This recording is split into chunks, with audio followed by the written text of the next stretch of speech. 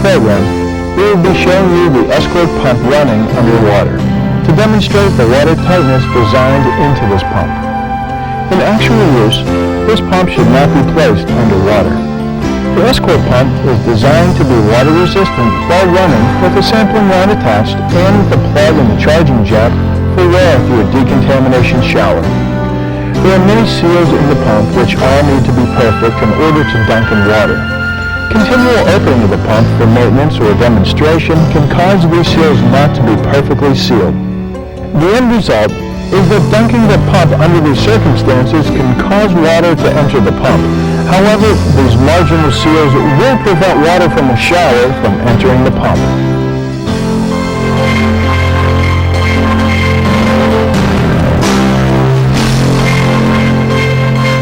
Hi, I'm Katie Spear and I'm in marketing for the portable instruments. I'm Clay Bossert. I'm supervisor for special projects and sensor development in the instrument division.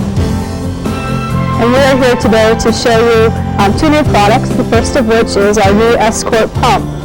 To demonstrate the water tightness of this pump, mainly for use in asbestos shower decontamination, we are going to demonstrate this pump running underwater. This was a major challenge for the engineering people who did the work on this. I love live demonstrations, so we'll just go ahead right now. The pump is running right now, and as you can see, it has not stopped and will not stop because it is leak tight. We've accomplished this through a whole series of gasket seals that seal each part of this device to the other parts. There's a valve mechanism, and that's what you see the bubbles coming from, because the pump does have to exhaust. Engineering is justifiably proud of this, and we'd like to show you how these seals were accomplished in this design. First of all, we do have to have a plug for the charging jack with the battery pack, and that's, of course, right here, and to charge it, of course, that has to be removed. In addition, we do have another O-ring seal right around the interconnection of the battery pack to the rest of the instrument. The largest or longest seal is that goes on the facade of the case, and that's an O-ring seal that covers this entire area here. In addition, we have a membrane switch system here which has its own adhesive system which keeps it leak tight, and we have a flow control pot here. This would leak if it were not for this access cover. The access cover, when tightened down, forms a seal around the flow control pot, and the label for the LEDs and so on again is self-adhesive and thus leak tight. The last seal on this is the O-ring that's on the inlet filter system.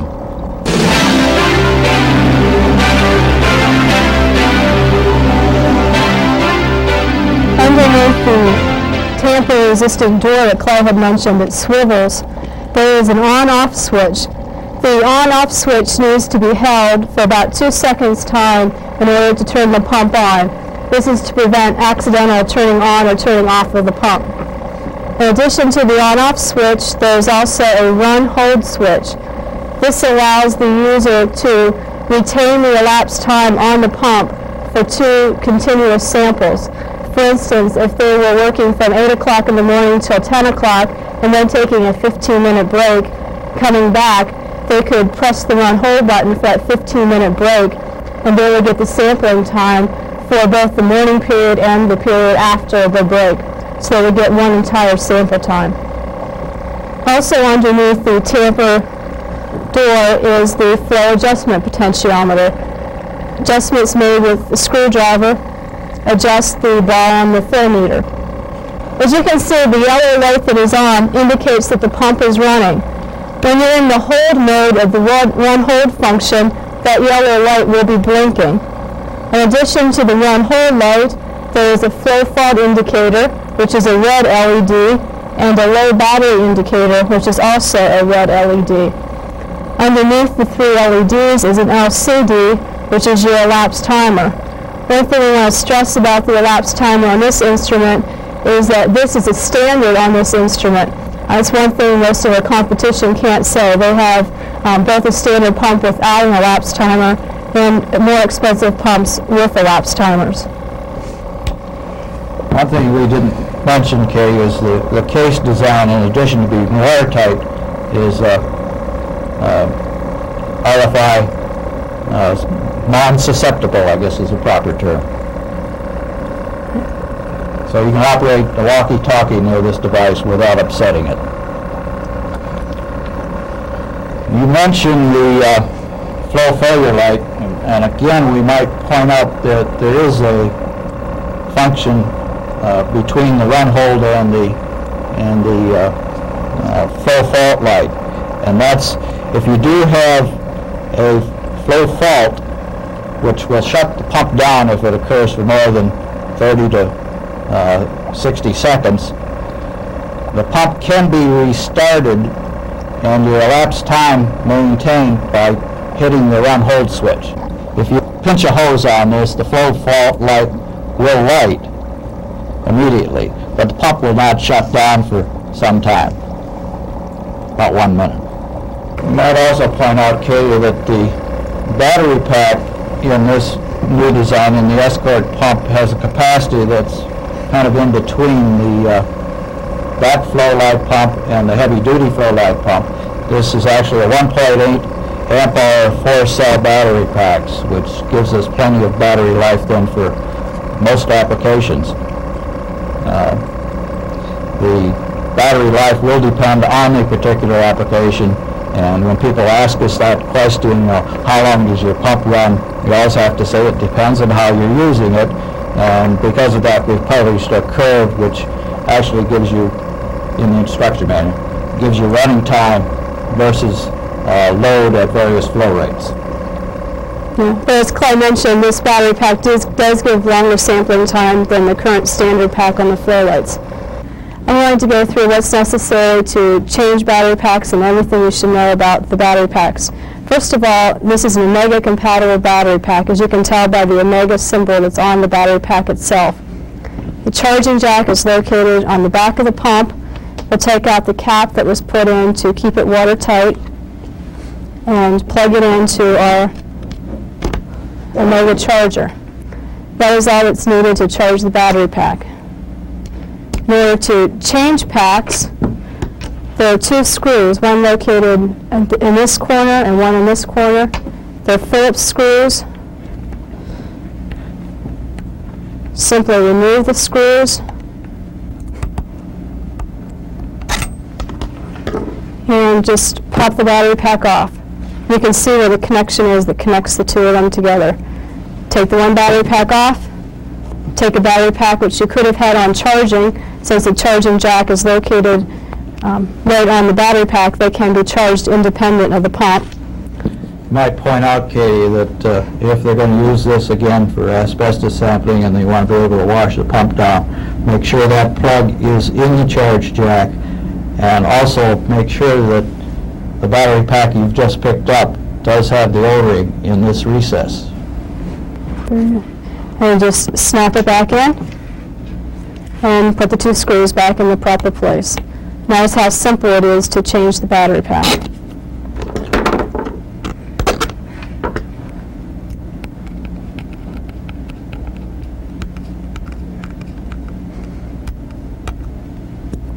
And once you place your plug back in the charging jack, your pump is ready for sampling. Go ahead.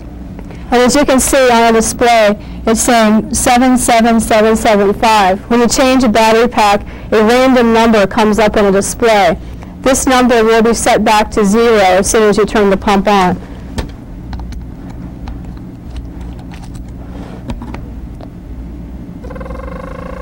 One of the other features of this design is an inlet filter system that will keep you from drawing water into the pump itself.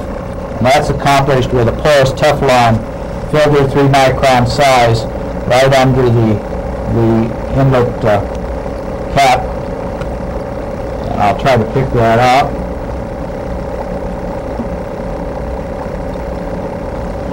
And this is what the filter looks like. So to replace it, you can see it's a very thin Teflon membrane, but it's easy to handle because it does have a very tough supporting rib around the periphery. And that sits on a polyethylene frit underneath, which acts as a support for the filter media. This filter helps to keep both dirt and water from entering the pump and causing possible pump failure problems or contamination.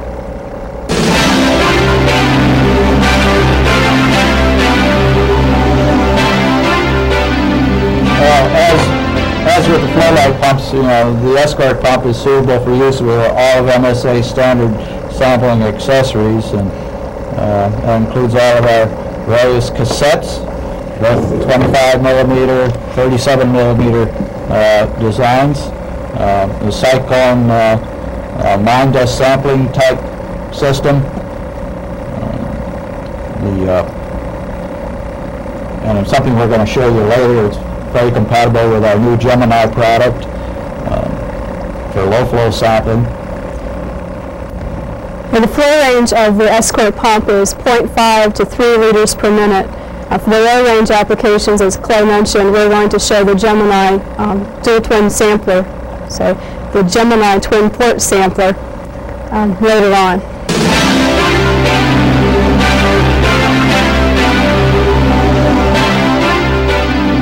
Earlier I thought we'd take you through a calibration of the Escort pump. Of course, this technique would be applicable to any of our sampling pumps. To do this, we're going to be using our model 655 primary flow standard. The pump is already turned down.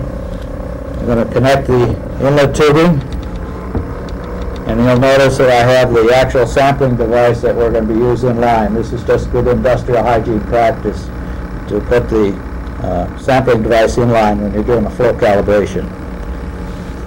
And I can see already that I wanted to adjust this flow rate to 1.7 liters per minute. We're a little low. It's reading 1.53 on our model 655. I'll adjust it up a little bit. And proper procedure says that you adjust the pinch clamp to get the continuous train of bubbles. And it goes only slightly, so I'm going to give it a little more of an adjustment. I'd say I'm pretty close right now. Let me just make sure.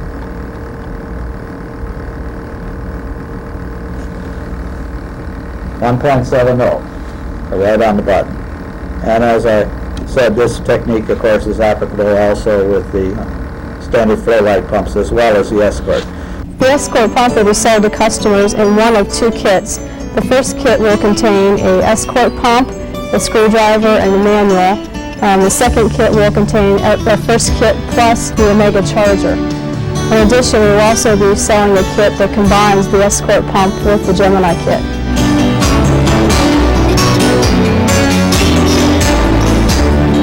Katie and I would like to introduce you to a new concept in low flow sampling, and that's the Gemini Twin Port sampler.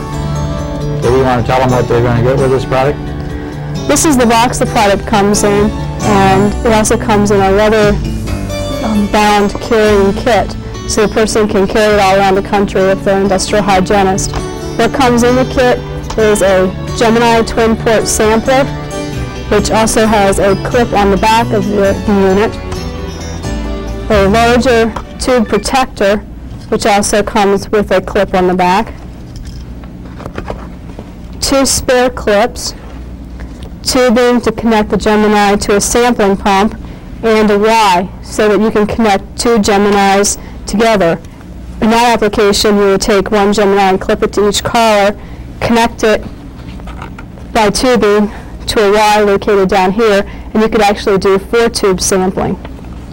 As you can see from Katie's description, it's a very flexible design, and we've made it flexible by incorporating a vacuum regulator and univalve control for each of the tube holders in the basic Gemini design, so that you can operate this device now with any sampling pump is capable of 1.5 liters per minute at about 20 to 25 inches of water load. That means even a Model G. One of the things you can do with the excess clips is to put one clip on the top and one clip on the bottom. And that way you can clip the top clip to your lapel and also clip the bottom clip to another part of your garments and make it double tight, tight on the bottom, tight on the top. Or as some people traditionally do, you can hang it upside down and sample in that method also. So we do have a lot of flexibility in this product. We have packaged 2 different size tube holders with this unit also. The basic Gemini unit is packaged with the smaller tube holder already on it, and this is suitable for the 150 milligram charcoal tubes, which is probably the majority of the sorbent tube sampling. If you have the longer sorbent tubes, our 600 milligram charcoal tube or our silica gel tube or our colorimetric tubes, you can also use this device with those. You want to use the longer tube holder to protect yourself from the jagged edges of the tubing. One final thing the clips can be used for is to actually clip the tubing to your body. A worker is wearing a sampling pump and a Gemini sampler with the tubing connected. The tubing could be flapping all around. He can easily put the tubing inside the clip and clip the tubing to his body to help keep it from flapping around. You might have noticed that tubing is fairly small ID, and we have provided in the kit a short length of larger ID tubing and a reducing union so you can easily couple to the small diameter tubing and have this fit over your Escort or Flow Light pump or your Model G pump.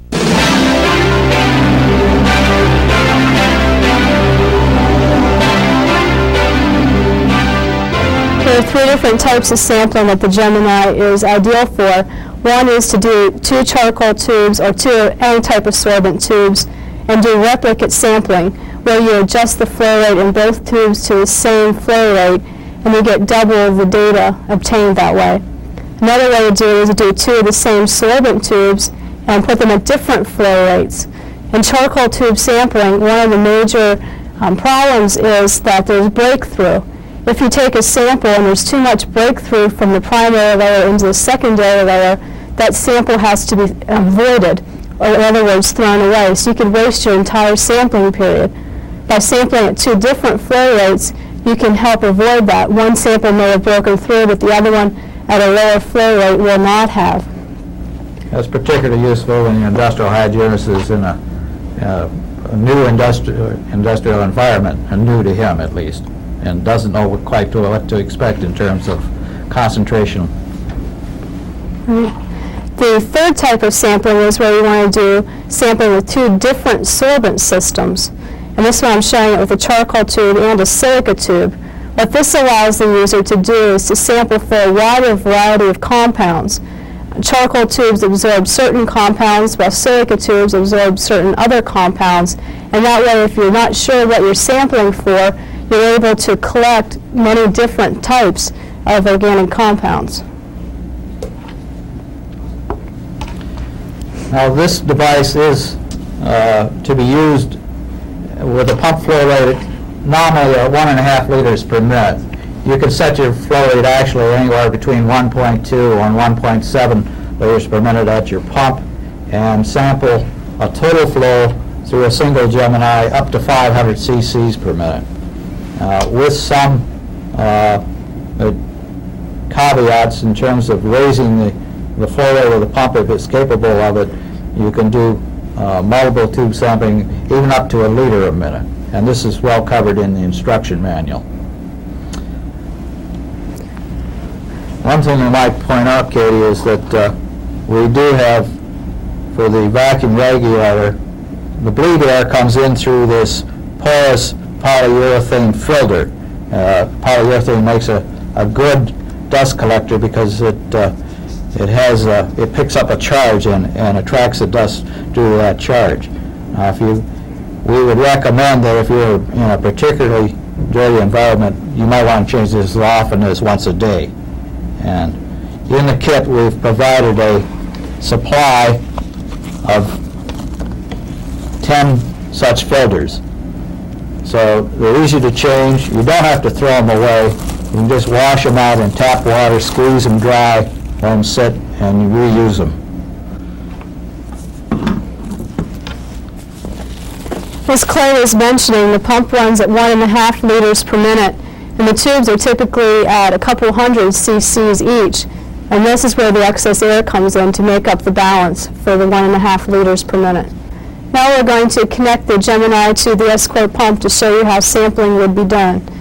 First, you can connect the small inner diameter tubing to the bottom port of the Gemini,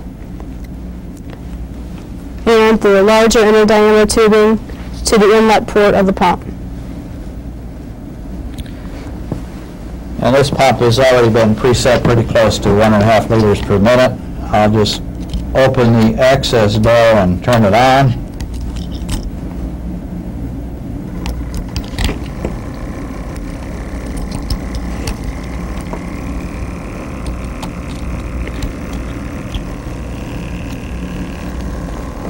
And you can see it's about 1.5 liters per minute on the rotometer.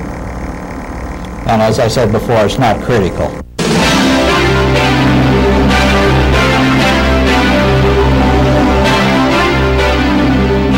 Each control on this device, each needle valve, is independent of the other, which makes it very easy to set flow rates for each tube.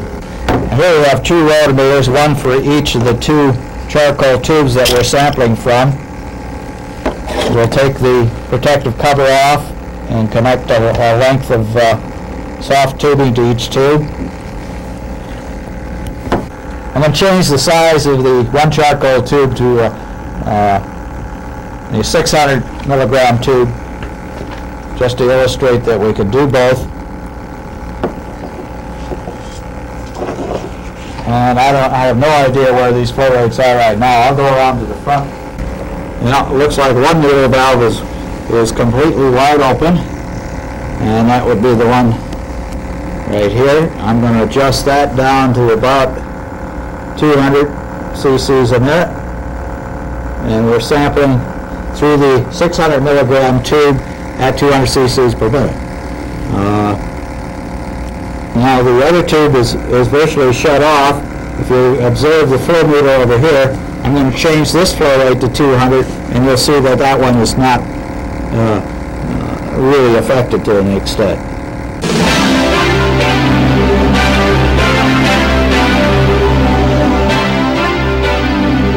As we pointed out earlier, the rotometers should not really be used for final calibration. Again, the Model 655 is a proper device to be used.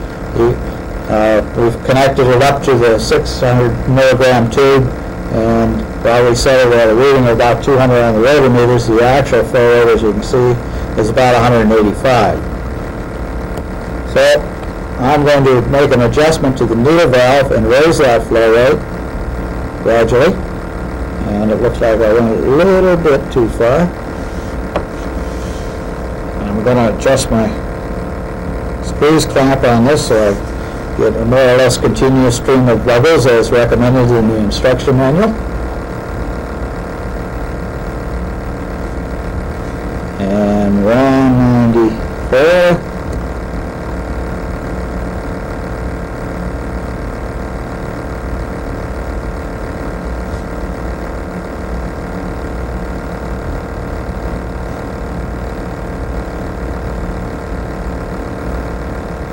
And that's about as close as you're going to get within 1%.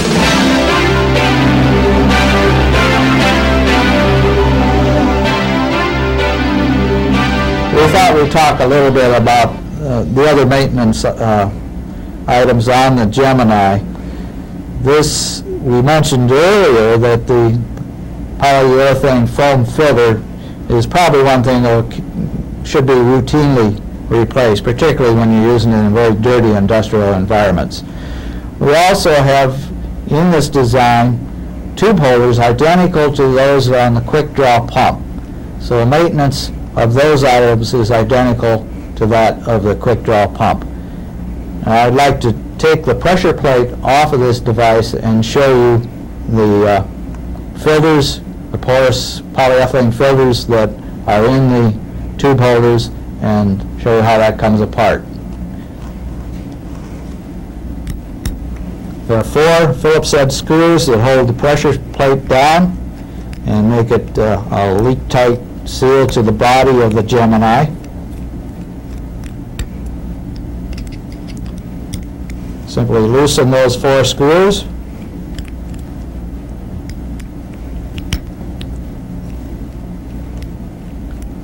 And you can lift the pressure plate off of the Gemini. The 2 tube holders are then available. You can pick those up, and as you can see, the porous polyethylene filter in the slot, the recess of the tube holder. If those should need replacement, just pop them out and put a new one back in. If you choose to